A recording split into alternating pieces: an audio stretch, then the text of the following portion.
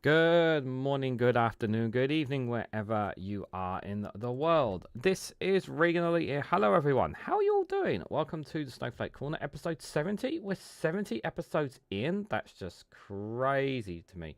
Hold on, guys. For some reason, I don't have my device up here, which is a pretty silly of me not to even have my device up. And just so you guys know, this one, we're going to be covering quite a few different videos today as well.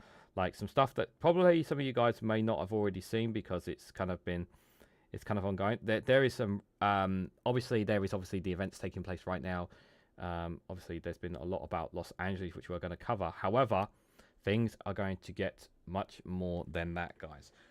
Apparently I haven't got my Twitch chat set up, so I do apologize. So we're going to be covering news from outside the UK, specifically here on this live stream. So we're going to be covering comments from Donald Trump. We're going to be covering what Pete Hegseth said at a hearing today as well. We're also going to, there's going to be one or two videos I've got at the riots from yesterday as well that I'm going to be sharing with you guys as well on there. Also got a clip, if you haven't seen, from Greta Thunberg has returned. She got on a flight back from Israel to Paris. We're going to hear from Greta Thunberg as well. I've got a video footage of her conversation. She was speaking to the media, coming out of the air, coming out at Paris as well. So we're going to hear from Greta Thunberg as well on that, and we're going to talk about that as well here, just for reference here. So we are live on youtube.com/Reganelite and on twitch.tv/Reganelite1, just for reference. Just a reminder, hit that like button, share, subscribe, all that usual stuff here on YouTube. If you're on Twitch, please hit that follow button and hit that bell notification icon so you'll be notified when I go live as well.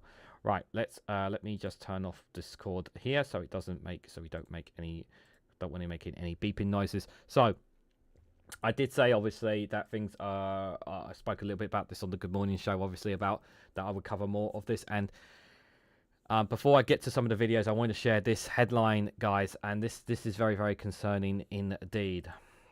So this is from NBC News. Anti-ICE protests held coast to coast after LA unrest as international movement grows, guys. So activists plan more events on Tuesday in New York, Chicago, Dallas, and Atlanta. So it is going to spread, guys. It's not just going to be LA. I know that they were looking in San Francisco already. There's going to be events taking place in San Francisco. This is spreading. This is spreading, and it's very, very concerning indeed. Jao, good to see you, buddy, there. Hope you're doing well. Jao has a YouTube channel. Do check out his YouTube channel as well, just under his name, Jao, there as well. If you want to put a link to your own YouTube channel, you can do, my friend, as well. I'm sorry I couldn't stay for all of your premiere video because I had to set up my live stream here, but I appreciate it, buddy. And just so you know, here on the live stream as well, your channel's been set up on Discord as well for people to keep as well, my friend. So I just wanted to let you know that as well. Trump has these false flag operations. It seems worrying indeed. Yeah, and what's worrying as well is that obviously it's not just LA, and this is kind of playing into the Trump and Republicans' hands what they're doing here. So let me just read a little bit into this because there is a lot to cover on this, guys. So the protest at roiled Los Angeles over the weekend was set to spread Tuesday across the country. So, in fact, activists planned demonstrations in New York, Chicago, Dallas, Atlanta, and elsewhere. Rallies protesting ICE raids and the government immigration policies have spread across California and beyond this week. A series of so-called No Kings demonstrations are planned nationwide for Saturday. So, a massive demonstrations are planned this weekend, guys. So, be very, very concerning indeed. Some 56 people were arrested in LA over the weekend as some 700 Marines and more than 2,000 National Guard troops were deployed by President Trump in response to protests that began on Friday, sparking an extraordinary showdown with California Governor Gavin Newsom and LA Mayor Karen Bass, who strongly criticized the move as executive overreach. And it is executive overreach, guys. Let's be absolutely clear. It is, without a shadow of a doubt, executive overreach. There was a story, I didn't look into it. There was a story I saw when I was looking up more information. The Daily Mail had reported that there has been a fatality in LA. I have not cross-referenced this. I have not seen this story anywhere else yet. I don't know how true it is. Bearing in mind, I only see it from one source. But so far, as far as I'm aware, there was no there's not been any fatalities. But the Daily Mail are claiming there was one. I don't know about the story, but if anyone does know about any fatalities that have taken place since the protests and the unrest has started in Los Angeles, please let me know because I've not been made aware of that. The state of California is suing the Trump administration over the National Guard deployment, calling the move unlawful. NBC News counted some at least 25 rallies and demonstrations coast to coast. Some of them involve only a few dozen participants, while others attract thousands to make a stand against the detention and removal of suspected undocumented migrants. So many across the country were trade unions calling for the release of SCIU California President David Huerta, who was arrested on Friday. So here right now, guys, this map here is a very good indication. Credit to NBC News for providing this to us, because I think this is really, really important here. So you have right now locations of planned protests since Monday, Tuesday, and Monday and Tuesday here. So you have all the red dots of where protests were gathered. Now, obviously, Los Angeles was the big one, but you can see that there's already some growing protests. There's going to be another one. There's one. There's obviously been 2 protests back to back in Chicago, New York, and Los Angeles, and Dallas as well. And there were quite a few different ones scattered on other states as well. I don't think we're at the point where, like, what's happening in Los Angeles is happening on the same scale. They are small margins, but it is a sign of people still coming out. You also have to bear in mind, obviously, as well, there is 2 sides to this as well. There is the case of, obviously, there is many Americans who cannot afford to not go to work and not do their job, so they can't protest. There are some who can afford to do it, and obviously to go out to do it as well. So it's a catch-22 situation. But for those in Los Angeles obviously hosts a great deal of migrants and a lot of Mexicans and other immigrants within the city. So they're not one. So they are very. It's very not so much. It's not just an American home. It's home to a lot of different nationalities as well. It's not. So this is. And it's also been seen as questionable as a testing ground what Donald Trump is doing with ICE here as well. So just here's California, San Francisco, San Ania, San Jose, and San Diego as well is just referenced there. Thousands reportedly marched through San Francisco on Monday, the second day of the anti-ICE protests there. The San Francisco Chronicle had reported. The San Francisco Police Department stated on X that demonstrations were overwhelmingly peaceful, but added that 2 small groups broke off and committed vandalism and other acts at the end of the night. The department said it made an unspecified number of arrests. So there was a peaceful protest in San Francisco, just obviously expressing their frustration and anger at ICE, and rightfully so. But there's been no there's only a very small minority of people. So it's only a small minority of people. At least 60 people were arrested at a march in San Francisco on Sunday for failing to report to the suspense order. That was back on Sunday. It's important for us to show up everywhere because what's happening in LA is happening all over our country, it said Jan Jols of Bexley, who attended Sunday's protest, with a sign that reads CA, National Guard, and Newsom protect our First Amendment rights. Jesse McCaisman of Pleasant Hill carried a sign that read Softball Dad Against Tyranny. So NBC LA reported that at least 1,000 people joined a protest at a federal building in Santa Ana, Orange County. The number of arrests is unknown, but they came after police declared the gathering unlawful. Hundreds gathered at City Hall in San Jose on Sunday, and 2 separate protests occurred in San Diego. This policy hits close to home, and our family is a family of immigrants. Vanessa Guardia Morales of San Jose told NBC Bay Area. Referring to one of her 2 sons who was at the rally, she said, his life is at risk. Truthfully, with the policy that's happening, he can be very much targeted by just the way he looks. Protests took place around Portland, Oregon metro area, as well as in Seattle and Las Vegas. At least 9 people were taken into custody in New York after a tense standoff between protesters and police rally on Monday, according to NBC New York. I think we talked a little bit about this morning on Good Morning as well, just for reference on that one there. NYPD confirmed that there were multiple arrests when people refused to comply outside Trump Tower in Midtown at around 1 p.m. before a disorderly group was arrested at 6:50 p.m. for blocking traffic and refusing to comply.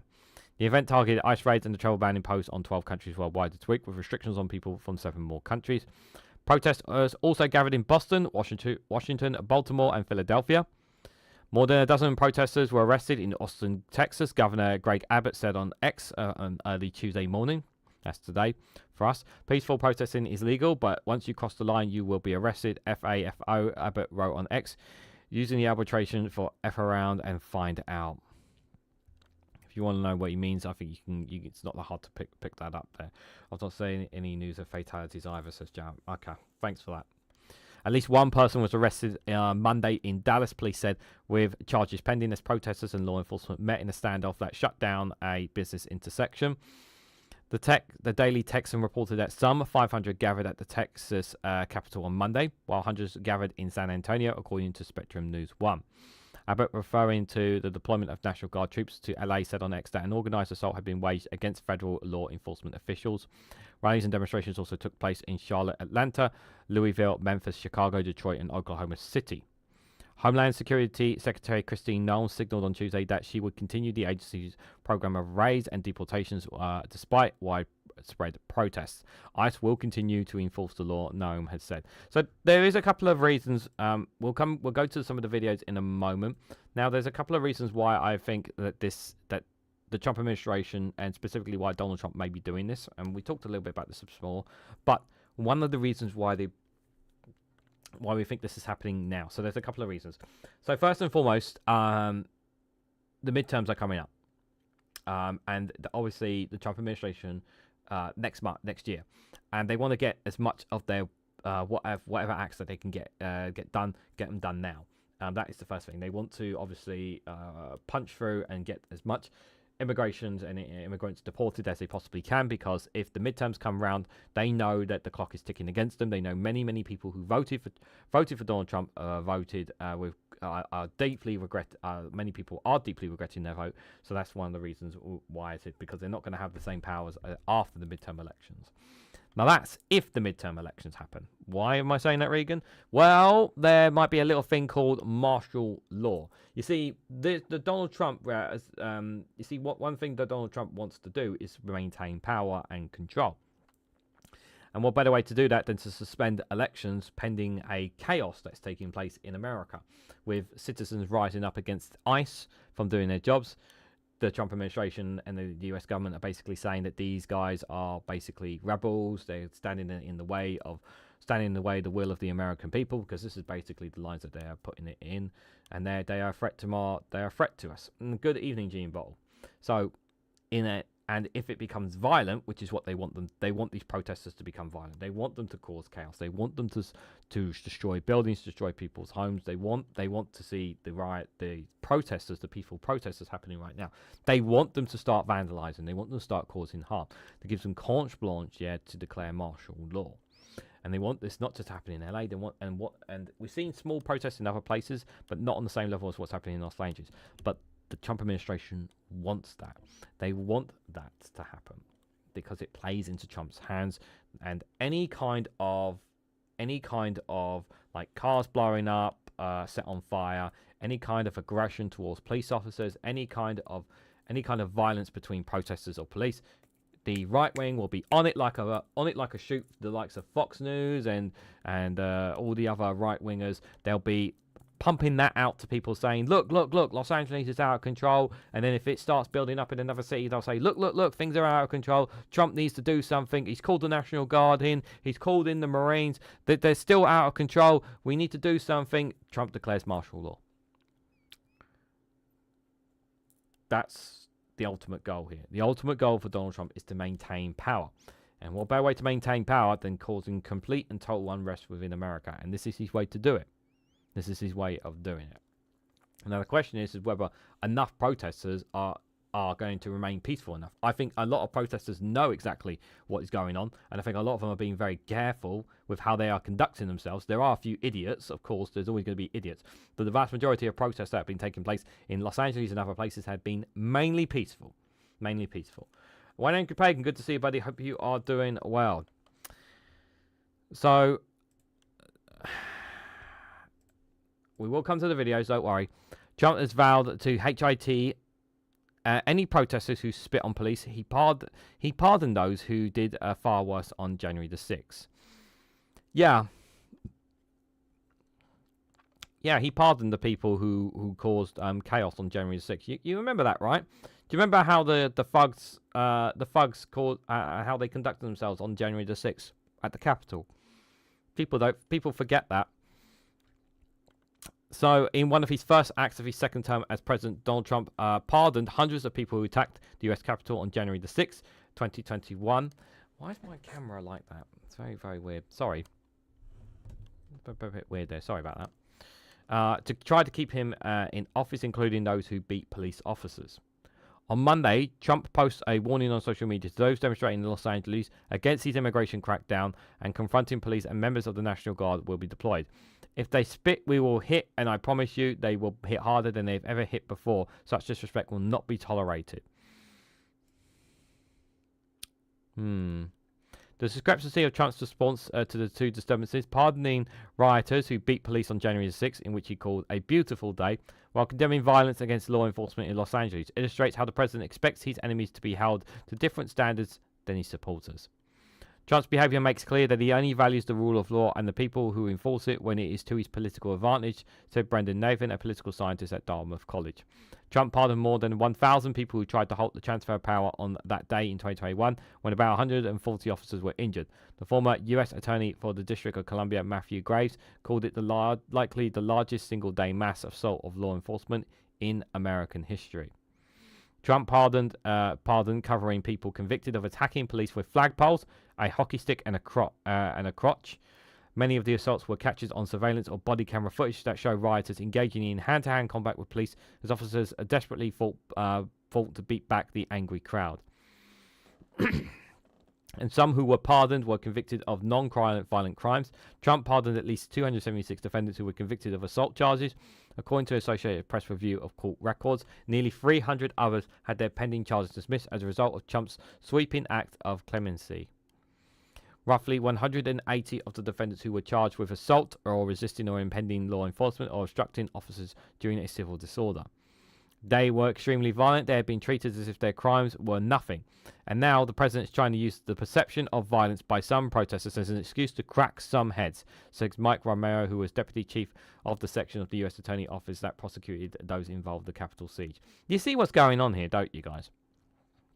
White House spokesperson Harrison Fields defended the president's response. President Trump was elected to secure the border, equip federal officials with the tools to execute his plan, and restore law and order. Trump has long planned to use civil unrest as an opportunity to invoke broad presidential powers, as he seems poised to do just that on Monday as he activated a battalion of U.S. Marines to support the presence of National Guard. He mobilized the Guard on Saturday as a opposition of the California's Governor Gavin Newsom and Los Angeles Mayor Karen Bass, both Democrats. The Guards were sent to Los Angeles by President during Rodney King's riots in 1992, when President George H.W. Bush invoked the Insurrection Act. These riots were significantly more violent and widespread than the current protests in Los Angeles, which were largely confined to a stretch of downtown, a relatively small patch in a city of 479 square miles and nearly 4 million people. The current demonstration was sparked by a confrontation on Saturday in the city of Paramount, southeast of downtown Los Angeles, where federal agents were staging a Department of Homeland Security office. California officials, who are largely Democrats, argue that Trump is trying to create more chaos to expand his power. Newsom, who Trump suggested should be arrested, called the president's act authoritarianism, but even Rick Carcado, a prominent Los Angeles Republican and former mayoral candidate, posted the social media site X that the president should not have called in the National Guard. Protests escalate. I'm good, thank you, guys. Protests escalate after the Guards arrived, with demonstrations blocking a downtown freeway, with some setting off multiple self-driving cars and pelted Los Angeles police with debris and fireworks. And by the way, it's a bit. Unfortunately, guys, these weren't Teslas that were set on fire. It was another brand, electric brand company, and it was literally like, I think it was like 5 of the same branded car that was set on fire in a row, which is like pretty sad to have to say. Romero said he's worried that Trump's double standards on how demonstrators should treat law enforcement and weaken his position of police in American society. And he recalled that during the Capitol attack, many rioters thought police should let them into the buildings because they had supported law enforcement crackdown or anti-police demonstrations after George Floyd was murdered in 2020. That sort of transactional approach Trump advocates is toxic, Romero has said. We just need to expect law enforcement that they are doing their jobs properly. He said believing that they just cater to the president is going to undermine public trust in law enforcement. Yeah, I mean, it's just the hypocrisy is insane when you think about what happened on January the 6th. The hypocrisy is just absolutely off the charts from this administration, especially from Donald Trump, when he's literally saying to people, that it's what happened on January the 6th was completely fine, completely peaceful, perfectly all right, when everyone saw exactly what happened. And here, he's saying if they lay a finger on the police officers, we will use the full force of the law. And it's just, yeah, I know.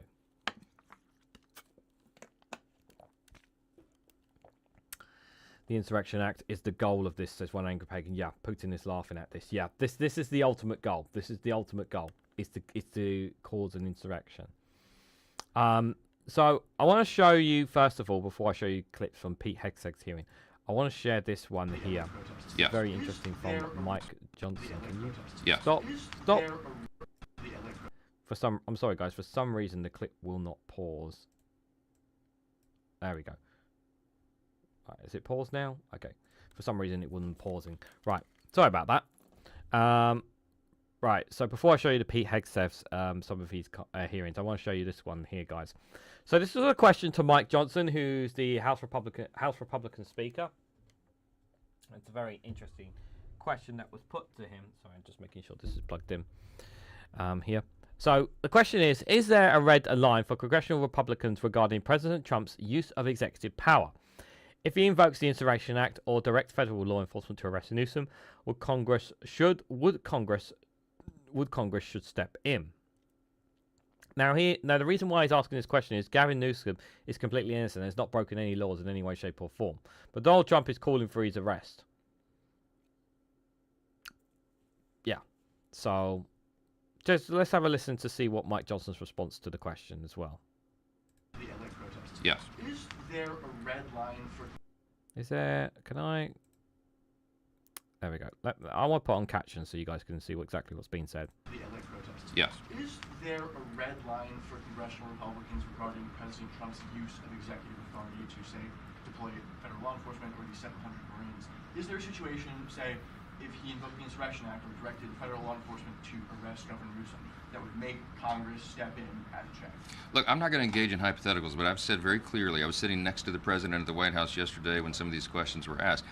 He is fully within his authority right now to do what he is doing, and we have to maintain order. It's the number one job. Think of it, y'all. The number one job of government is to protect the citizenry from foreign threats and domestic threats, and federal law enforcement is doing their job. Those are the heroes, and we've got to protect them, and federal employees as well, and federal buildings and property. We're not going to let violent criminals destroy the property of U.S. taxpayers. President Trump has put his hand on the table and said, not on my watch, and we applaud that. So we're standing with him. Thank you. So he's calling the peaceful protesters violent criminals. As the kid, good to see you, buddy. Hope you're doing well. Been listening in from the start on my drive home from Edinburgh. It was a nightmare to get out. Took me 1 hour 30 minutes to leave Edinburgh. Oh dear, oh dear. Oh, I bet that was a pain in the ass. Good to see you, buddy. Hope you're doing well anyway. Drive safely. In all seriousness. Yeah. Yeah, it's not good, guys. It's not good. Right, are we ready to tear our hair out for Pete Hegseth? So here he is at the hearing today. This was earlier today, guys. So these are some. Andrew Rupard here with some of them here. It's very, very infuriating. Like, as usual, people are not being... As usual, the Trump administration is doing whatever it wants. It's not telling Congress, it's not telling the Senate about the things that it's doing, which is obviously upsetting certain people. So Pete Hegseth suggested the United States is under invasion by a foreign nation, prompting the need for troops in Los Angeles. Okay, this is what he is stating. We're proud to do it. We're proud to do it. 10 U.S.C. of the U.S. Code 12406 as a legal basis that the president used cites 3 examples and circumstances for the Guard. Actually, let me just pull it back because I want to make sure you guys can see the text. So I want to have the text on the screen for you guys just in case you can't always hear it completely. The volume should be fine, but if you can't hear it, let me know. We're proud to do it. We're proud to do it. 10 U.S.C. of the U.S. Code 12406 as a legal basis that the president used cites 3 examples and circumstances for the Guard. Invasion by a foreign nation, rebellion or dangerous rebellion against the authority of the government of the United States, or the president is unable with regular forces to execute the laws of the United States. Which authority is triggered here to justify the use? I don't know. You just read it yourself, and people can listen themselves, but it sounds like all 3 to me. If you've got millions of illegals and you don't know where they're coming from, they're waving flags from foreign countries and assaulting police officers and law enforcement officers, that's the problem. Okay, so if anyone's been watching any footage whatsoever of any footage whatsoever of what's been happening in Los Angeles. That is just not true. He's claiming that everyone that is part of these are all violent criminals. They're like, he's asking a very simple question here on Pete Hegseth of, like, what is the definition of why we need to call in the National Guard? What is the definition that we need to go as far as we need to go? Can you provide us information of why we need to go this far? Again, he's claiming it's all free. Well, and he's literally, and his first thing, what did he say his first thing is? is, I don't know. You don't know. It just shows how incompetent he are. And you can see right there on his face there, that little smirk, like, he knows what he's doing is wrong. They know what they're doing they're not supposed to be doing, but they don't care. They want to do this. States? No, the governor of California is unable to execute the laws of the United States. The president, you said all the three governor apply. of the California has failed to protect his people, along with the mayor of Los Angeles, and so President Trump has said he will protect our agents, and our Guard and Marines are proud to do it. The law also says. But there was nothing happening before ICE started coming in. Before ICE was coming into Los Angeles, there was nothing happening. Yeah, it was your guys. It was ICE that started things. It's ICE that triggered these protests. It's ICE that triggered these angers. It's ICE that are triggering all this. If ICE go away, these riots stop. These protests stop. These peaceful, sorry, not rioters, peaceful protesting stops. Let's be absolutely clear about that. That's what happens. I bet I could shout louder than Hegseth. You probably could, to be fair, my friend. The fascists speak over everyone. Yeah, they do. Most of the Mexicans were already there. PT is part of their culture. The U.S. stole California from the late 1800s. Flag of California state includes Mexican elements. Yes, that is absolutely true. People forget that as well. And there's this other thing as well I was seeing on Twitter as well, which is kind of worrying. Like, a lot of people were like saying some people shouldn't be flying the Mexican flag in those protests. And I'm like, what have you got against the Mexican flag? Like, it's Mexicans just representing themselves. Like, do you have a problem with people there were I saw one or two El Salvador flags. I've seen Honduras flags in the protests, peaceful protests. I've seen American flags, and it's just like it doesn't bother me at all. Like, hell, I didn't see any Palestine flags, but still, like, if I saw them all, it wouldn't be. I don't see what the issue with the flags are. But yeah, he's trying to get around it there. So he's asked by Agler about the, let me make sure I got the video on the right thing, about the deployment of the National Guard troops to California. Hegseth tries to turn a congressional hearing into a Fox News segment by attacking Gavin Newsom and rallying against the thugs here.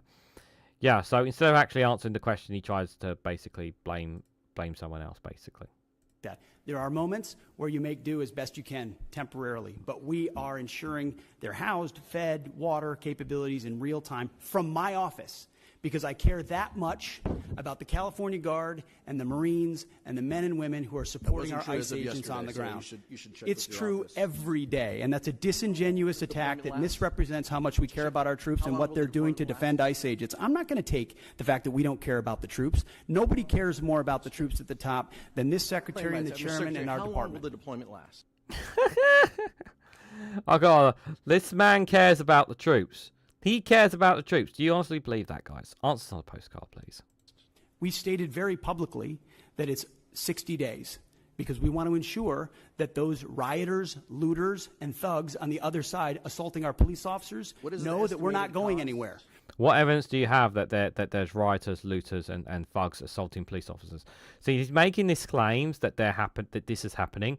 But here's the thing, guys. Like, I was watching Voss's live stream last night. I was watching some of his live stream from last night, and like, I'm pretty sure that if there are rioters, if there are looters, he would have pointed it out. He would have seen it, because he has more eyes on this than I do, Vosh.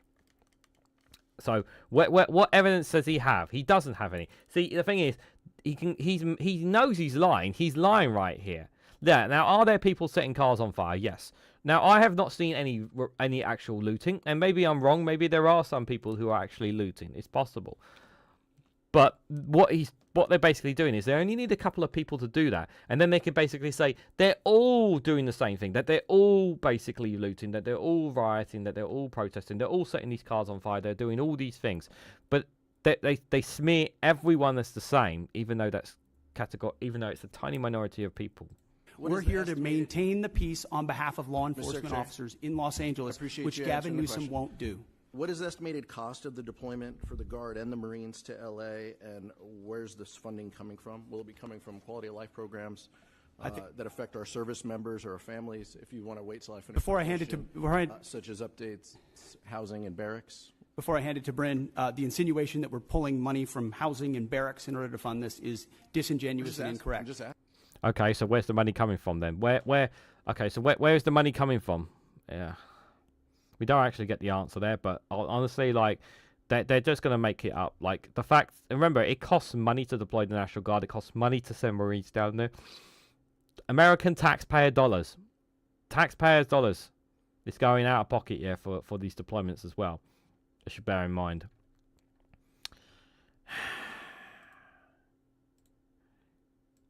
So Hexef was saying the challenge in our department is under the previous administration squalid.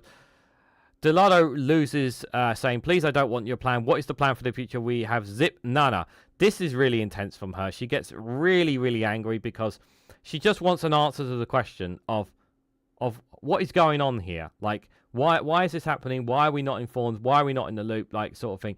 And she has every right to be upset here. This is really, really quite powerful. In shipbuilding, and the challenge is our department under the previous administration squandered a lot of that. Please, I want your plan. I've had difficulties with the prior administration, and I don't mind calling them out. What is your plan for the future? Can we get that in writing and on paper so that we know where you're going? Because we don't have anything today. We have zip, nada, and knowing where you're going. You can talk percentages, you can talk about whatever you want, but unless this committee sees dollars and cents and where you're going and what your plan is, then we may reconsider what you need to do to go forward. Give us the details. Congresswoman, we have the details and we will provide them. Then let's have them before we, and my hope is that we could get to it before we go to a markup within a few hours here today. I yield back my time, Mr. Chair. Gentlelady yields back. Yeah, absolute frustration from her. Yeah, I really do feel for her there. Some are Native indigenous tribes who get mistaken for Mexicans, says Jeannie Bottle. Did I not hear that ICE got run out of Compton? I don't know if they went into Compton, but they would be mad to go anywhere near Compton, considering how dangerous that is. Like, even the police don't go near Compton. You do not go in Compton.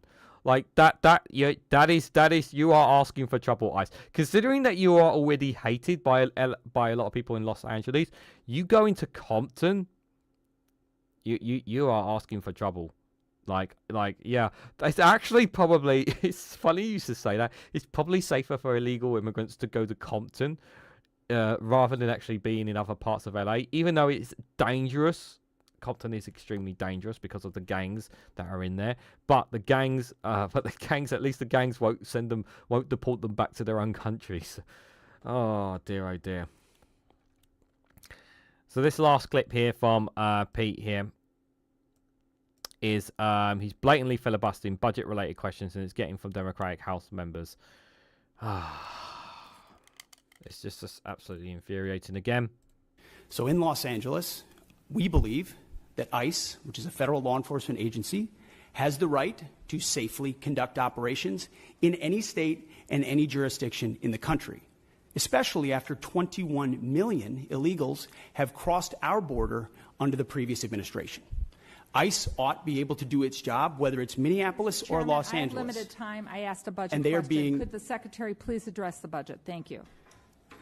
You asked about the situation in Los Angeles, and we believe ICE agents should be allowed to be safe in doing their operations, and we have deployed National Guard and the Marines to protect them in the execution of their duties, because we ought to be able to enforce immigration law in this country, unlike what Governor Walz did in 2020. There are 17,000 LAPD, you mentioned that. There would be 18,000 if not for the defund movement. Notice how he's still not answering the question. That folks like Gavin Newsom and Karen Bass have implemented. If the police chief said she was overwhelmed, so we helped. The Secretary is not going to ask the budgetary questions. I will yield back my time if the Secretary refuses to answer the budgetary questions I put before him. They're important. what training missions aren't happening, where are you pulling the money from, and how are you planning this in the moving forward. These are budget questions that affect this committee and the decisions we're going to be making in a couple of hours. If you're not going to answer them, please let the chairman know, and I will take back my time and I will yield it back to the chairman. Mr. Secretary, I want to just let us know what accounts you're pulling the money to fund. Thankfully, unlike the previous administration, we've got a 13% increase in our defense budget, and we will have the capability to cover down on contingencies, which is something the National Guard and the Marine plan for. So we have the funding to cover down on contingencies, especially ones as important as maintaining law and order in a major American city. But you're not saying where the money's coming from. This is the problem. As far as training, all of the units on the ground have been fully trained in their capabilities of what they're executing on the ground. For budgetary, if he needs to get back to the committee with the numbers, I'd appreciate it, both current and present. Happy to submit them for the record. Yeah, he keeps saying that. Yeah, he'll happily submit them for the record, guys. He definitely will submit them. He definitely will, guys. What do you honestly think? Answers on the postcard. I honestly don't think he will. He's just talking out of his backside, guys. He really, really is. He really, really is. Remember, hey, remember this guy talking about law and order back in 2020? I promised 4 years ago at the Republican convention, I'm going to restore law and order. And I have, country. except in Democrat-run cities. Look, we have laws. We have to go by the laws. We can't move in the National Guard. I can call insurrection, but there's no reason to ever do that, even in a Portland case. We can't call in the National Guard unless we're requested by a governor. Yeah, you can't do that. That guy's right. That guy's so right. You shouldn't be calling in the National Guard unless they're requested by a governor. I wonder what happened to this guy. You know, this guy's talking a lot of sense, you know, saying that, you know, not breaking the laws, you know, not just throwing around your power, having it held back for a little bit here. You know, I wonder what happened to this guy, you know, because surely somebody with a screwed head on here would not make mistakes that the current president is making right now, right? Oh, they're the same person. Yeah. Insane, guys. Insane. So before I move on, guys, what more do I need to say on it? Obviously, it is a developing story because obviously it's another day and today's another day, and obviously we're going to see more people protesting as the day passes on, not just in LA, but as we saw, they're going to be in other parts of the US as well. For those who aren't aware, there's going to be protests in other cities across America as well that we covered this morning. So please keep your eyes out as well there. Chicago, Dallas, New York, San Francisco. There's going to be they're not going to be, as far as I'm aware, they're not going to be on the same level as what's happening in Los Angeles, but still quite fair. You know, to be fair, like for a Monday, a lot of people went out. A lot of people came out on Monday. And that really does speak a lot. And right now, I'm generally worried about the well-being and the safety of all those people. And as I said this morning on the Good Morning Show, and I'm going to tell you guys here, if you are an American, if you are planning to go out there and protest, if you are planning to make your voice heard, please stay safe as you possibly can. I understand why you guys need to do what you do in order to hit back against ICE, because what ICE are doing are absolutely vulgar. And I do use the word vulgar because the way that they have been conducting themselves has been nothing short of disgusting. They're literally rounding up anybody and anyone. They literally cover their faces. They don't record anything that they do. Some of them don't even wear proper uniforms, so you can't even tell. It's just been like, it is very, very scary. And and I really do. And it's also important to stress as well, because I mentioned it this morning, but I want to mention it here too. The Los Angeles Police Department cannot work in conjunction with ICE. And it is the same with the National Guard as well. Their only job is to try and maintain peace and law and order. It is not their job to assist ICE in their job. It is their one and only job is to maintain law and order. That is what the Los Angeles Police Department will be doing. They will not be assisting ICE. They do not provide any information to ICE with their whereabouts of where foreign aliens, if you want to call it foreign aliens, are in Los Angeles. So they will not be assisting them. They will not provide any evidence. They will not give anything of the sort. However, if there are protests where they are causing unrest and where it's getting out of hand, the police will respond accordingly. And so far, from yesterday's and the way they conducted themselves, the police, I think, have done themselves okay. I know people say differently, but it's just it's been okay. And I say okay, but that can obviously change today. As for other ones that have been very, very peaceful, not really too much problems in other cities, which we already discussed, obviously, as well there. However, as time goes on, as ICE tries to do its job, they will face barriers, and it will become more difficult for them there. Earlier on, the Bing podcast stated mass protest on Saturday when birthday parade is all over the US to embarrass Trump.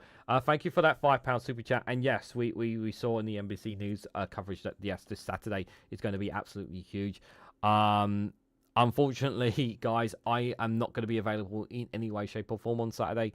If I was free, if I didn't have somewhere to go, I probably would do an emergency live stream to cover what's happening. I really, really would, but I just can't. I just can't. I may possibly do an emergency live stream on Sunday, maybe, to cover what's happened. Maybe. But yeah, as for Saturday, I'm not available, unfortunately, to do it. But I'm sure other people will jump in to cover what will happen on that day, because it really will be very concerning indeed. Thank you so much for the £5 super chat, my friend. I appreciate your support, Alistair. So that's all I've got for now on the situation. Obviously, we'll hear more from it over time.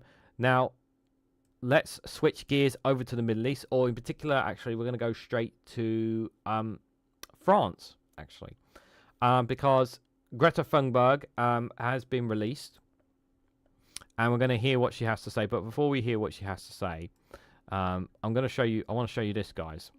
Here. Notice here.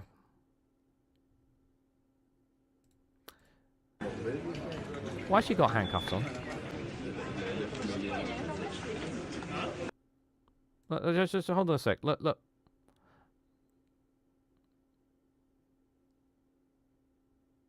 Why is she being handcuffed?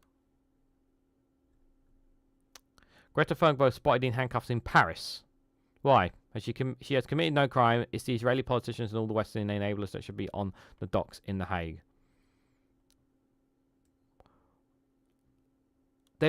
She's not committed any crimes whatsoever, any crimes at all. Why has she got handcuffs on? Like, somebody tell me where the justification for this. Like, I know it's stupid.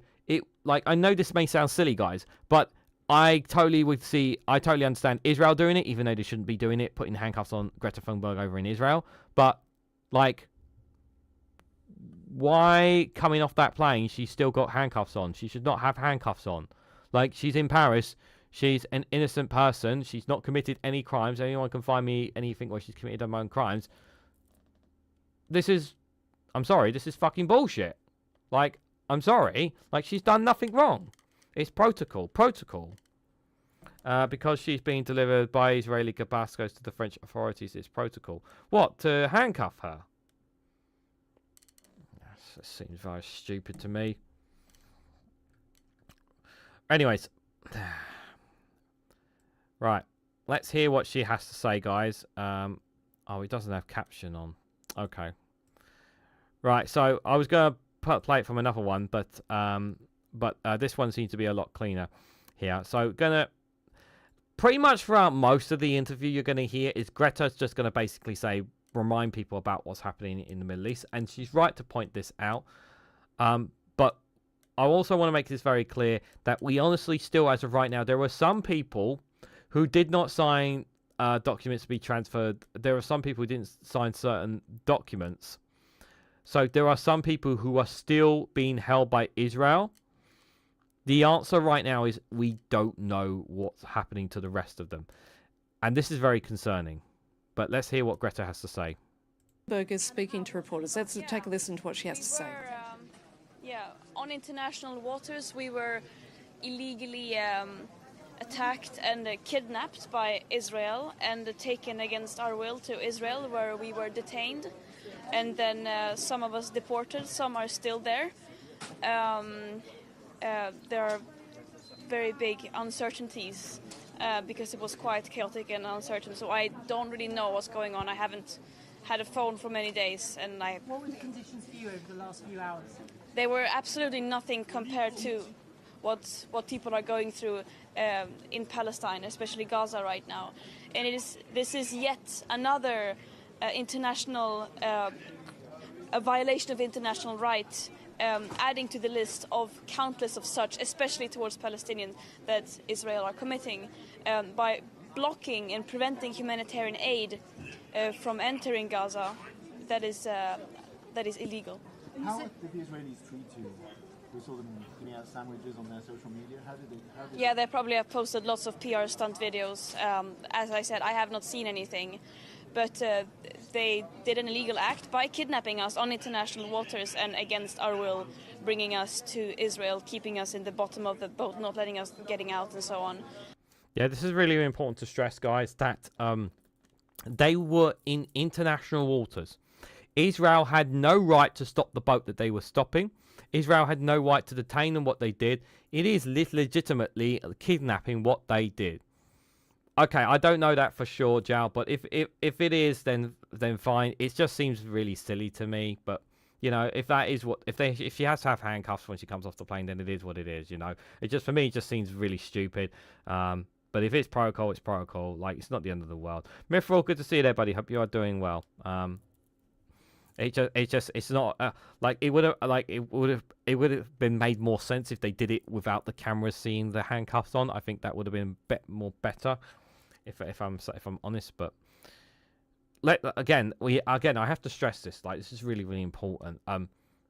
She's innocent. She's done nothing wrong. She's committed no crimes, and we have to stress that. But that is not the real story here. The real story is that there is a genocide going on in Gaza and a systematic starvation following the siege and blockade now, which is leading to food, medicine, water that are desperately needed to get into Gaza is prevented from doing so. But of course there are many attempts like this mission, both by sea and land, to break that siege and open up a humanitarian corridor. Before she answers another question, I also there was an interesting. I was listening to one or two callers about Greta from an LBC. I think it was with James O'Brien, and one person basically tried to make an argument point, and I don't really agree with it too much. Of this, that Greta being on the boat highlighted what's happening in the Middle East again. But the argument that the LBC caller was making was that this was about her. That if Greta Thunberg, this is what the argument is basically making, is that if she wasn't on that boat, all the people, if you're taking Greta Thunberg out of the equation, that boat would have been they're saying that boat would have been blown up. Is basically what they're implying. That because of her status, because of how popular she is, because of what her job, of what her role is as what she does as an activist and a very popular person, and I think from Israel's point of view, because you have to try, like I always say, guys, you've got to try and put yourself in the shoes of other people. From Israel's perspective, they were looking at the possibility of taking out this boat, allegedly. And I think they spoke to, behind the scenes, to other governments, and they basically said, you can't do it with her. Like, you already, enough anger is at Israel already. You don't want to cause any more anger. If you kill her, you might cause even more riots. You might cause more unrest and whatnot over it. So, and I think that's the only reason why they did what they did, and not just basically make the boat disappear, shall we say. And I think that's the only reason. Now, again, we don't know what's happened to the rest of the crew right now. Okay? We don't know what's happened to the rest of the crew. Remember, the publicity is all about Greta, because she's been the face of all of this expedition, right? But we don't know, as of right now, what's happened to the rest of the crew. And that's really important as well to stress. But an argument was basically making that this has become the story of Greta Thunberg. I don't know. I don't necessarily agree with that. And I suppose a question that James O'Brien asked on his call, and I suppose I'll ask you guys here. Are people paying more attention now what's happening in the Middle East because of what she did, because of this stunt, because of the boat of trying to get aid to Gaza? Have more people's eyes been open because of it? Personally, like I commend what she's doing. I commend the trip, but is this really making a difference? Yes, you may get more. Are we getting? Is this actually going to make a change? Is this going to shift government's positions? This is a question I think is worth asking. In my opinion, she is a Swedish citizen, so all EU countries should respond in kind to deport Israeli citizens back to Israel. But this is my unpopular opinion. A Portuguese activist was murdered there, even if I recall. Yeah. Anyone remember the sinking of the Rainbow Warrior in Auckland Harbour? I don't know if this is the same one. There was also the boat that was there was obviously Turkey and Israel. There was a boat, wasn't there, going into Gaza as well that went from Turkey. I believe a bunch of Turkish nationals were killed on that. I can't remember that. Is that the same story, Mithra? Oh, correct me if I'm wrong.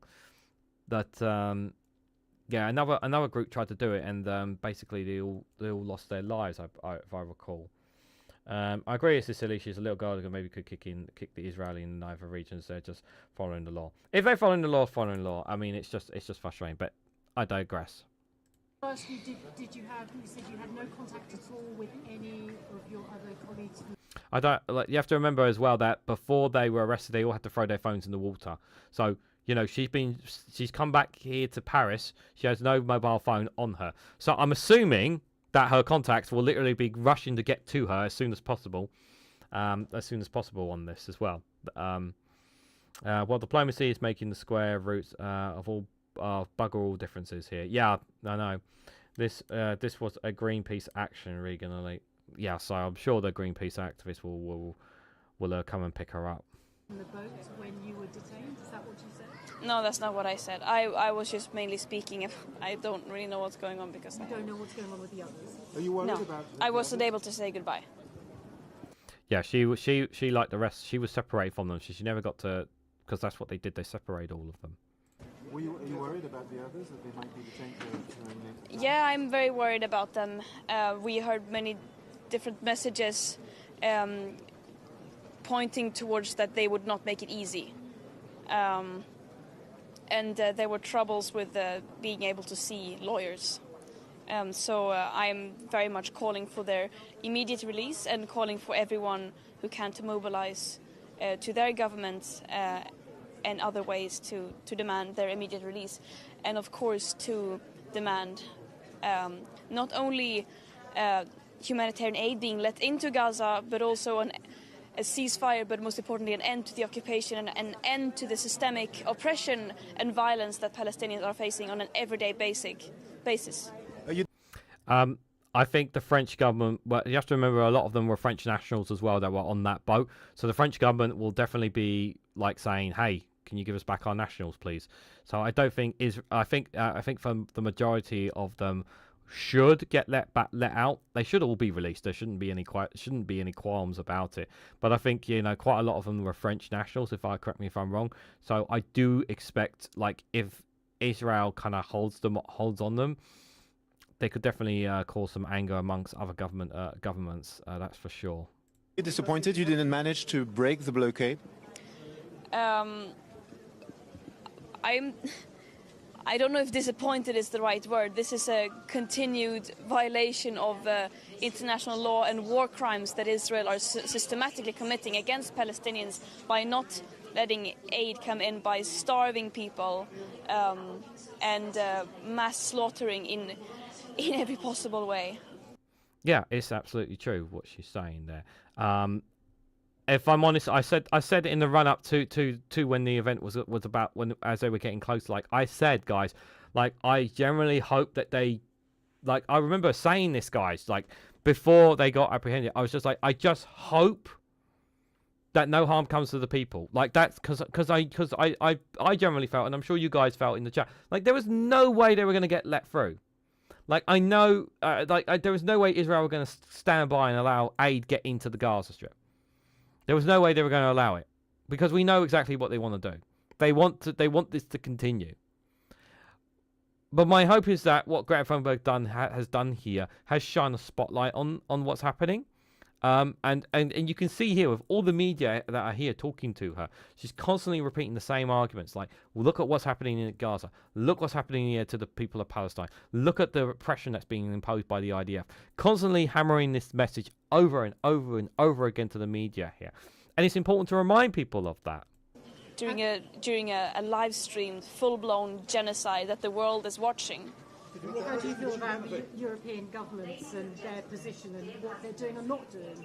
Yeah, both in our case, their silence was complicity with Israel's illegal actions, but most importantly, their complicity in the genocide that's going on now by sending aid, by sending military and financial support to Israel. Mm-hmm. They are also part of the killings of Palestinians. There's a conference coming up at the UN. France is thinking of recognizing the state of Palestine. How do you feel about that? It's the very, very bare minimum. Of course, welcome, but we need so much more than that. When there's even a risk of genocide happening, we have a duty to prevent that from happening. And right now, we are so far gone beyond that stage. It is. There are no words to describe the betrayal that is happening every day by our own governments. You were made the choice. You were offered the choice to return straight away, or for leaving Israel. Can you tell us? You chose to leave Israel straight away. We've been told that people were forced to sign papers in which they recognized they'd entered the country illegally. Did that happen for you? I did not recognize that I entered the country illegally. I made it very clear in my testimony that we were kidnapped on international waters and brought there against our own will into Israel.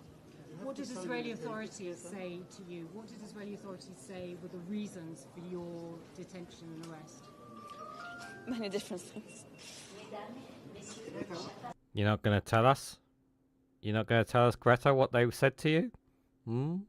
I'm a lot more senile than you, Reganelite. Age does that to you. I trust the well-meaning governments of the world as far as I can spit. Trust me, Mithril, I'm with you about these governments and how they are treating Israel. I'm with you on that. Don't you worry. Did you have to sign any papers before leaving Israel? Well, depends on what you're referring to. Well, it talks about some reporters that had to sign papers that they paper where you recognized what you did was illegal. Yeah, I did not sign that. So there was one or two stories that that she signed papers that allowed her to be deported, and one or two of them didn't, and the others did not, which is why that she was allowed out.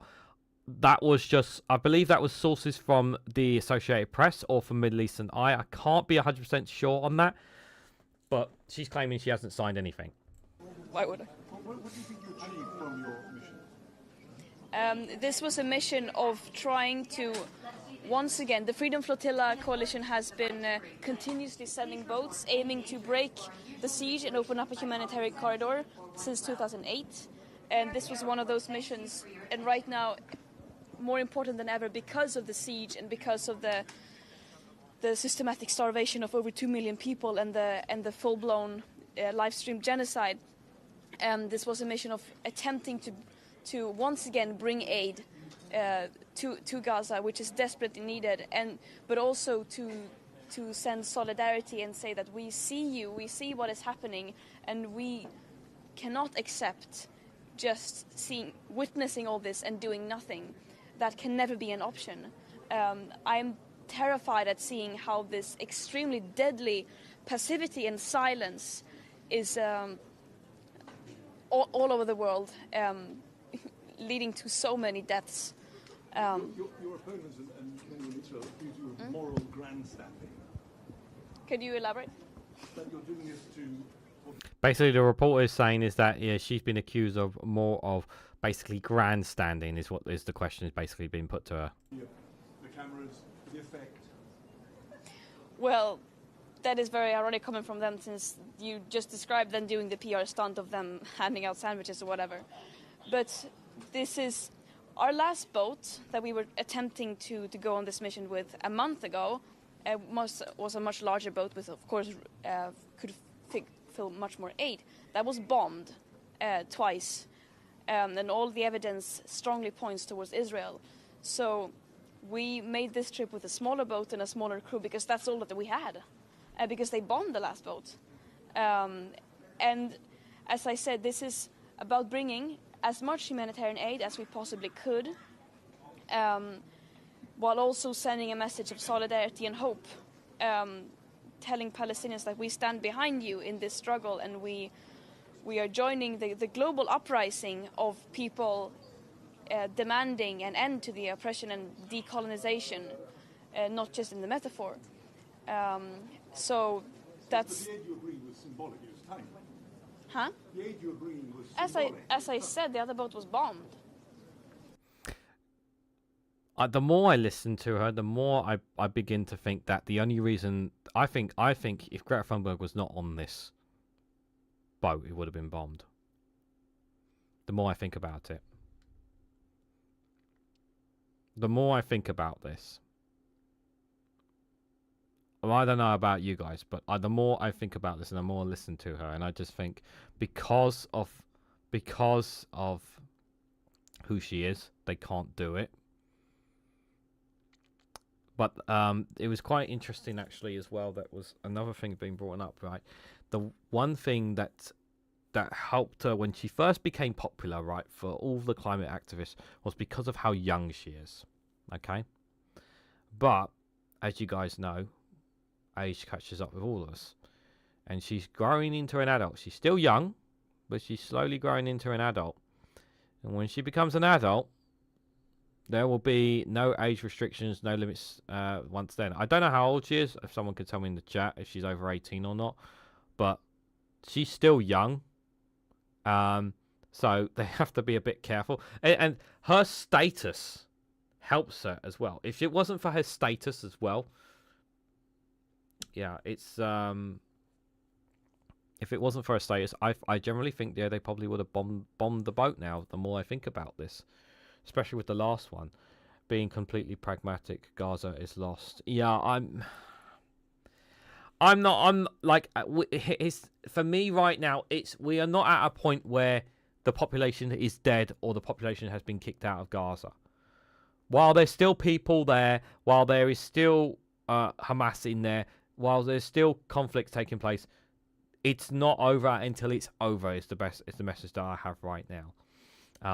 But obviously what's happening with the Trump administration and how it's conducting itself with the Gaza Health Foundation, the Gaza Aid Foundation, whatever the heck that organization they set up with US and Gaza on it is, like, that's not helping the situation at all. But yeah, it's like, I've talked to death about Gaza, as you guys know, and it is frustrating. It is deeply frustrating and disheartening, but it's important. Greta, what are you planning to do in days and weeks to come? As you can see, I'm desperately in need of a shower and sleep. But what is certain is that we will not stop. We are going to continue to try to do everything we can, because that is the promise that we have given to Palestinians, that we are going to try every single day, in every way that we can, keep trying to demand an end to the atrocities that Israel is doing. Will you try to break the blockade in some way again, by boat or another method? There will be a march to Gaza happening in the coming week, I think, of people trying to come to the Rafah border, which is yet another attempt to break the siege. So this is definitely not the end. This is going to continue. Yeah, I heard there are going to be a group of activists going to the border at Rafah to try and protest or whatnot, but they're not gonna get in. Like, if the UN can't get their aid trucks in, what do you think these guys are going to do? Of course. I don't, which is very worrying, because people were not being treated well. I was not able to say goodbye to people, and I don't know what's happening. And there were many Let's speed this up. issues. When you say they're not treated well, what do you mean? Well, could you elaborate for us? Obviously in a very dehumanizing way. But of course, I have to stress nothing compared to what Palestinians are going through. Well, I wish she would kind of be a bit I don't know. Like, I wonder. A part of me is like, she can't say. I'm wondering if she's holding back. I'm wondering if she's holding back for a reason. About what's actually like, because people want the details of what actually what actually happened during those times, like the conversations she's had with. And I don't know if it's because she's not allowed to talk to the media about it. Like, she says she didn't sign no papers. Are we sure she didn't sign no papers? It does raise to me a lot of questions, because she's not being very clear and open about everything that happened between her and the Israelis there. So can you give us some, what happened to you when you arrived in Ashdod port? I mean, were you taken off the boat? Was there any violence? Were you detained? How? Where? No, I prefer not to go into details about that. We arrived there, we were detained, and then we were. Yeah, she's not. I think. Yeah, she's definitely holding back. There's no question she's holding back information here. I think there's some stuff probably that I think she may have been told things, possibly, that may have been. The thing is, she's not somebody. She's a fearless girl. She's absolutely fearless in what she does. But I think something. Obviously, this is obviously different to her activities in climate. This is Israel we're talking about, and we've seen that, and like she's mentioned how many times what's happened in Gaza. I think she's holding back. I think she's holding back for her own safety. She may later on in a couple of days' time, maybe she'll be more open about it. But she's been very careful about what she's saying. I think Mithril hit the nail on the head there. I suspect she's been told your friends will suffer if you say anything. That's why we are keeping them. That could be a possibility. Yeah. I don't know if you know, but Donald Trump commented about you being sort of. Donald fucking Trump, are you serious? He said you're an angry young woman who needs anger management. What did he say? I have no connection to anything, so I don't know what's happening. Basically, he said that he was reacting to what has been said about Israel capturing you. He said that this is not they've not been kidnapped, so Israel doesn't need that right now. And he said Greta Thunberg is, I quote, a young angry woman. She needs anger management sessions. Well, I think the world needs a lot of more young angry women, to be honest, especially with everything going on right now. That's the thing we need most of. What did you gauge your success rate would be? Sorry? Was it a success? You feel this was a success? What did you gauge your success would be in achieving what you wanted? We were very well aware of the risks of going on this mission, and as I said before, there has been many previous flotillas on similar missions that have been either attacked, intercepted, or actually reaching Gaza. So, of course, the aim was to get to Gaza and to be able to distribute the humanitarian aid. We were 12 peaceful volunteers sailing on a civilian ship carrying humanitarian aid on international waters. We did not break laws. We did nothing wrong. The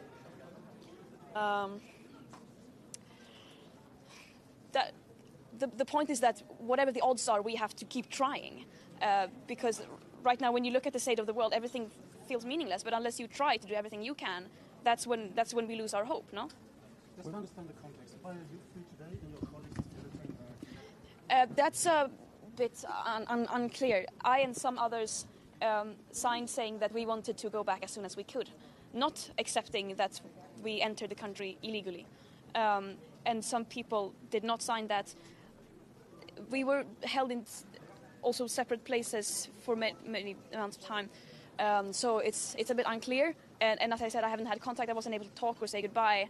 But I do know that there were major issues with people actually getting to talk to lawyers. Yeah. She was interrogated. Of course she was. Huh? Why would I want to stay in Israeli prison, like, more than necessary? Why do you think so many countries, governments around the world are just ignoring what is happening in Gaza? Because of racism, that's the simple answer, I would say. Racism and basically desperately trying to defend a destructive, deadly system that systematically puts short-term economic profit and to maximize geopolitical power over the well-being of humans and the planet. And right now it's very, very difficult to morally defend that. It is impossible, but still they are desperately trying, which is absurd is not the word, but there are no words to describe it.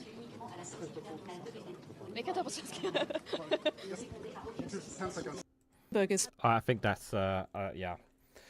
I thought that last bit at the end. I'm glad we stayed to at least hear that last bit at the end there. But yeah, I think Mithril got a good point, valid point there. I'm just gonna have a quick look, guys. Let me just switch out.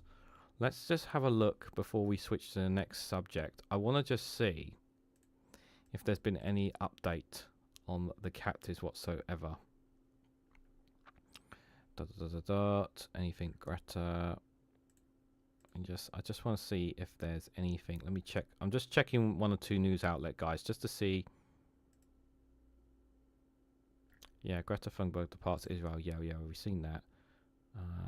What about those who are still being held?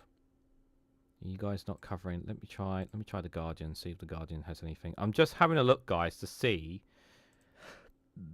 Excuse me, if there's anything more. Australia,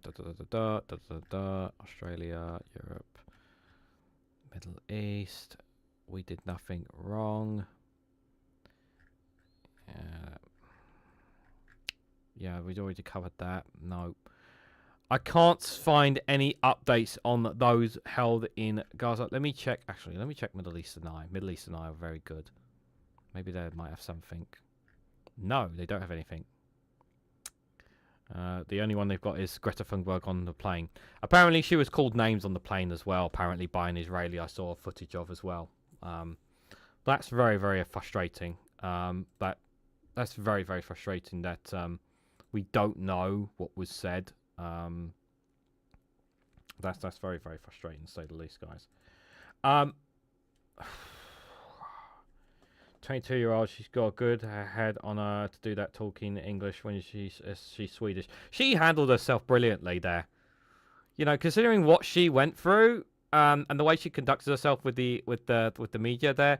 But I think she's used to talking to media, but probably not in the circumstances that she's gone through. I thought she handled herself pretty professionally there. You know, a lot better than some adults, that's for sure.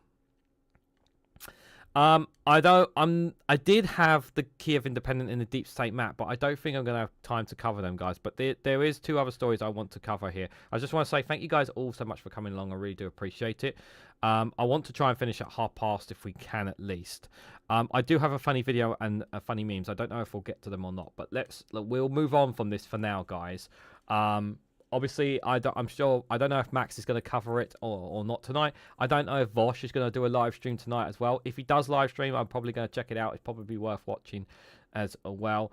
He'll mainly cover obviously what's happening in Los Angeles and other parts of America specifically there.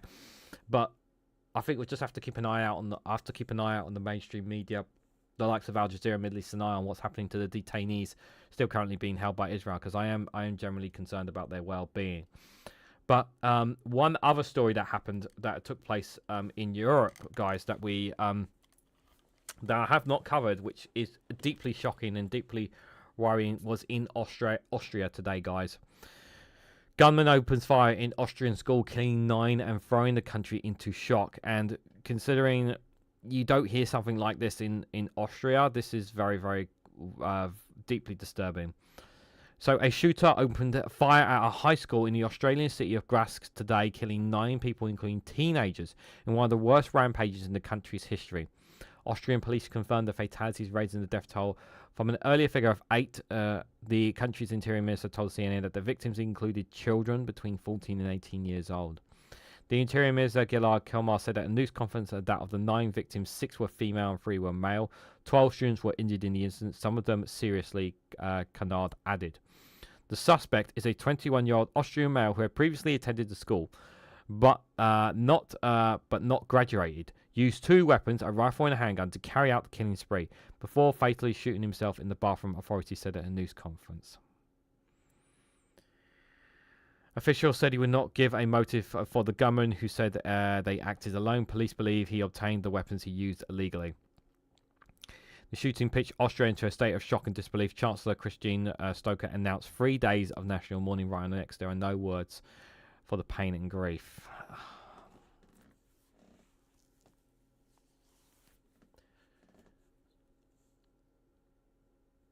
I don't know if social media played a part in this or not. My first and foremost is my condolences to friends, families, and colleagues of those who've lost loved ones.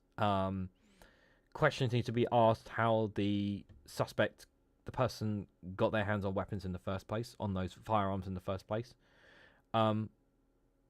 This person needs their social media needs to be looked at, of what they were looking at, what kind of drove this person to do what he did. I don't think it's a simple case of this person not graduating and decide to go on a killing spree.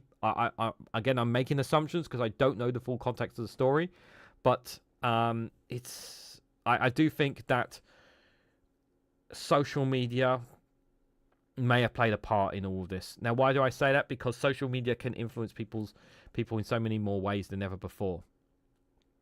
And I think social media does play a part in convincing people to do sometimes things that they shouldn't do.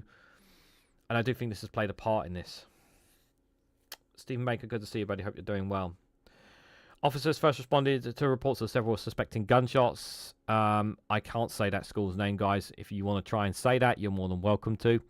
In the northwest of Graz at around 10 a.m. local time. No, I am not pronouncing that word, guys. Do not even ask me to. If you want to try and say it, go right ahead. I'll give you 1 second to look at it. Right, there you go, done. Several vehicles and a police officer were deployed to the site. The school was evacuated and the area was secured with no further danger expected, police said on social media. Police said later in a statement that special forces were also deployed to the scene. The injured were taken to nearby hospitals for medical treatment, police also said. Starker expressed horror at the shooting, writing on X. The rampage at the school in Graz is a national tragedy that's deeply shaken the entire country. This inconceivable act suddenly tore young people from their lives that they still had ahead of them. Ursula von der Leyen, the president of the European Commission, said it's difficult to bear when schools become a place of death and violence. Yeah, the thing that really kind of and I have to say this, when something like this happens in America, it's sadly expected to a certain extent because of the right to bear arms in the United States. It should never happen. But I for me, it's like, obviously, I'm assuming, I don't know Austria's gun laws. I'm assuming their gun that they're pretty much banned to a certain extent. But even here in the UK, obviously, guns are extremely limited here, and I'm sure they're the same in Austria. But it does raise a lot of questions. And again, I do think social media has a part to play in this as well. So gun violence is rare in Austria, along with most of Central European countries. The country's rate of firearm homicides was just 0.1 per 100,000 people in 2021, according to the Institute of Health Metrics and Evaluation, compared to 4.5% per 100,000 people in the United States. Yeah, that's because they have the right to bear arms there. But Austria's gun ownership is higher than most European Union countries. Interesting. There are 30 civilian firearms owned for every 100 citizens, according to a small arms survey, a research institute based in Switzerland. A small number of high-profile violence incidents have taken place in there in recent years. Last October, the mayor of northern Austria town was shot dead, along with another victim. In February, a 23-year-old man stabbed 5 passers-by in southern Austria, where police said was a random attack. It's like I'm saying, my condolences, obviously, to the friends and families of the who have lost their loved ones. But it is quite shocking, and the fact the person took their own life as well is as well on top of it all, because I think that is just as I think that the crime itself is horrific. But what's even more horrific is that the person taking their own life. So not only have they've lost their loved ones, but they will never get justice for it as well.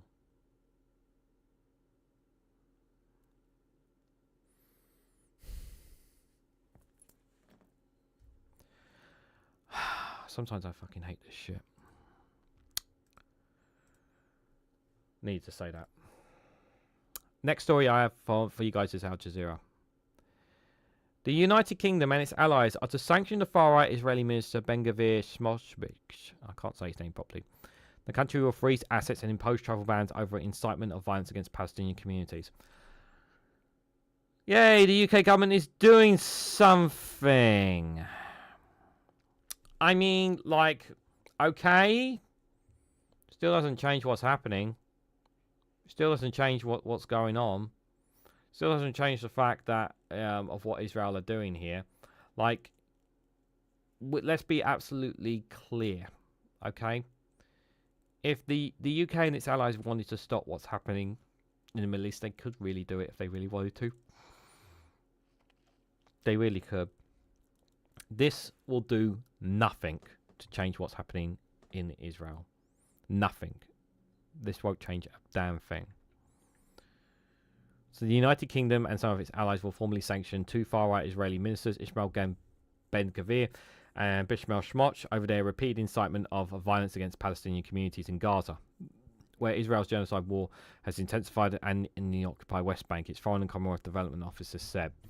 The UK will join Australia, Canada, New Zealand and Norway in freezing the assets of imposing travel bans on Israel's National Security Minister Ben-Gvir and Finance Minister Minister Smotrich, both key components of the annihilation and expulsion of Palestinians, expansion of illegal Israeli settlements and the annexation of Palestinian land.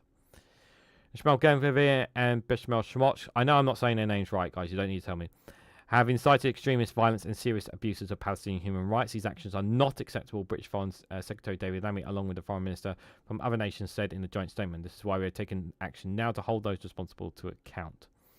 The Israeli Foreign Minister Gideon Saar said the moves were outrageous and that the government would hold a special meeting early next week to decide how to respond to the unacceptable decisions. Yeah, because obviously, if you can't attack Israel, because if you attack Israel, you're anti-Semitic. You're trying to deny us our right to defend ourselves, even though we're killing children around the corner, but you don't mention that.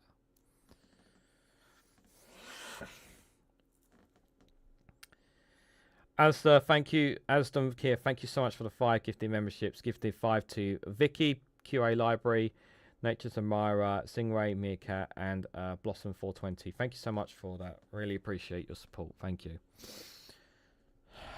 Smotrich, speaking at the inauguration of a new illegal Jewish settlement in Hebron, spoke of contempt for the UK move.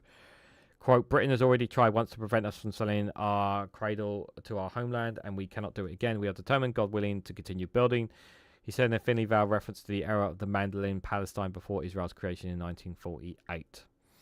Earlier, Starmer said the UK was talking to other partners about what more to do, including questions of sanctions, after what actions the government would take against Israel.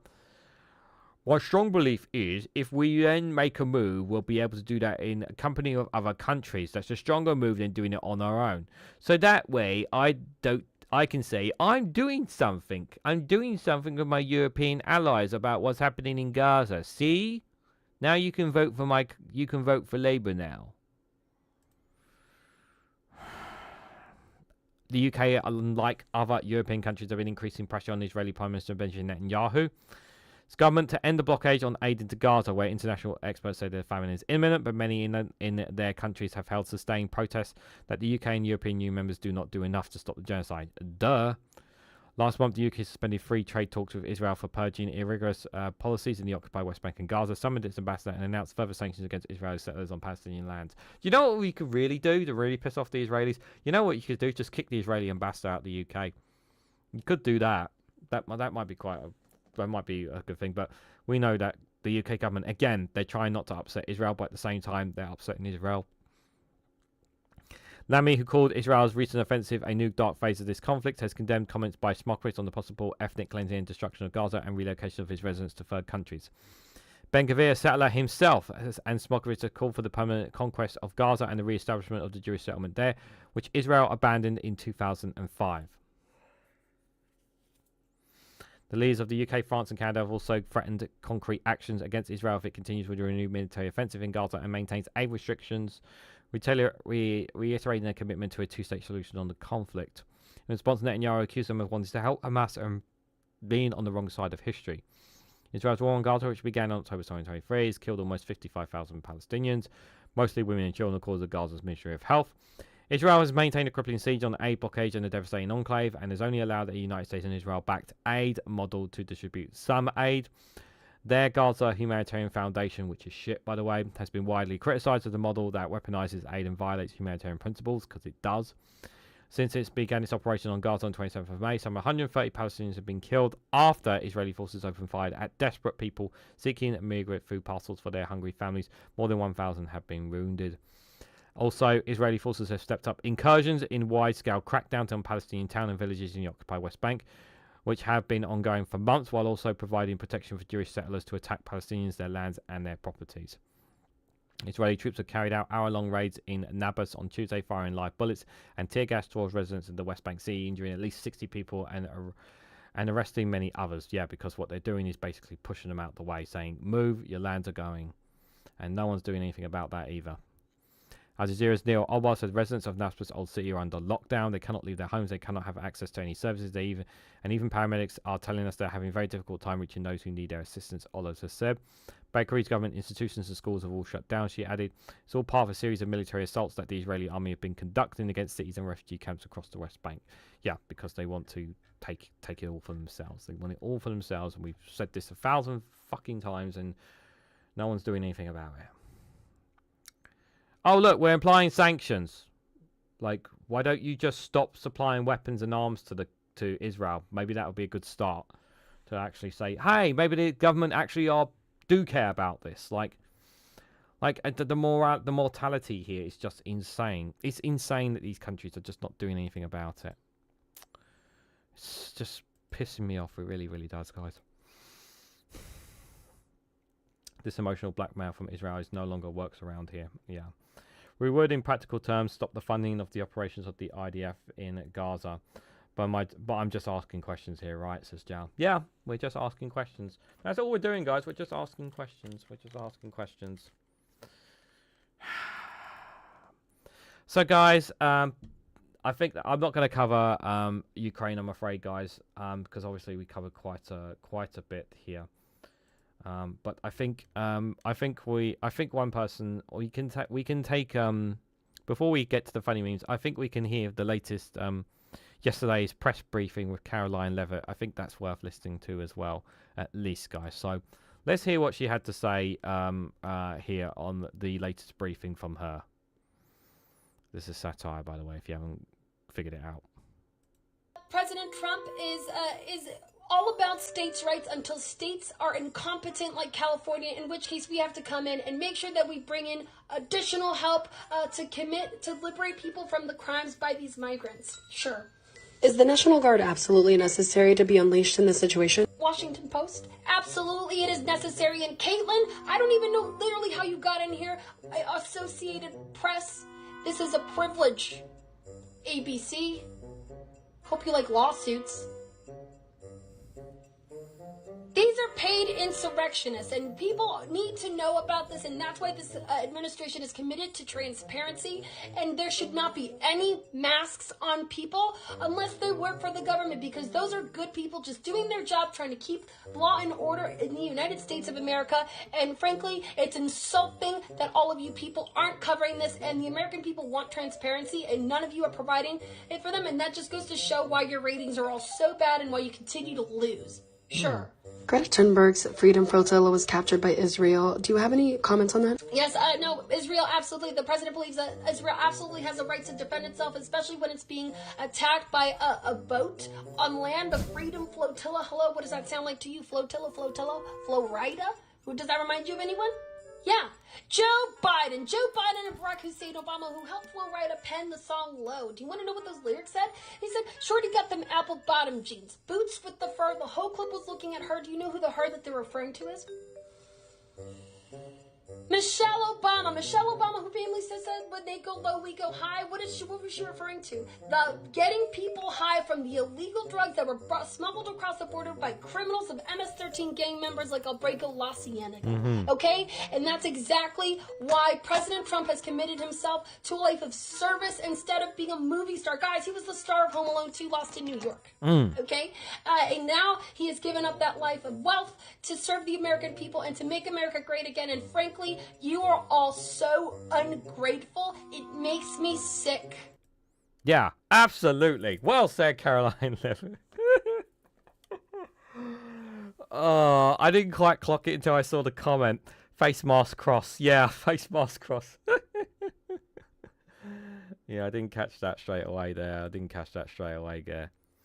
Right, let's go to the funny memes to see ourselves out, guys, because we always do it here on the Snowflake Corner. We've got 5 for you here. Are you guys ready for them? I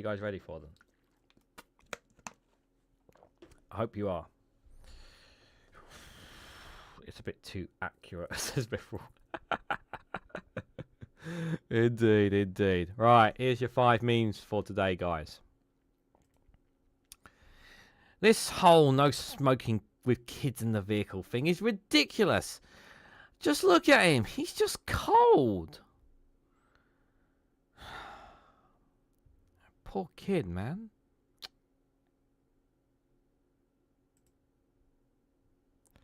Elon Musk's 5-year-old son, X, punched him so hard he got a black eye. X gonna give it to you. X gonna give it to you.